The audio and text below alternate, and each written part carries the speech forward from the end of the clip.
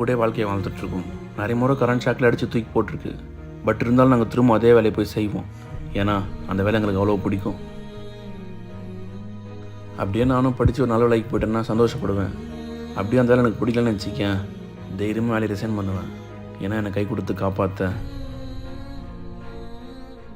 ஆமாம், இன்றைக்கி office leave, நீ ஊருக்கு வந்துட்ட. நாளைக்கு நீ வேலைக்கு போய் ஆகணும்ல? ஆமாம் மச்சான், போகணும். நாளைக்கா நமக்கு ஹாலிடே. நம்ம ஊர் திருவிழாவில் என் குடும்பத்தோடு நான் சந்தோஷமாக இருப்பேன். வரட்டுமா? ஆமாம், ஸ்டார்டிங் ஏதோ ஒன்று சொன்னீங்க. எதுக்கிட்ட வந்தால் எலக்ட்ரிஷியன் வேலையா? டேய், உங்கள் வீட்டில் ஃபேனும் பல்பும் ஓடுதுன்னா அது இந்த எலக்ட்ரிஷியன் தானே காரணம்.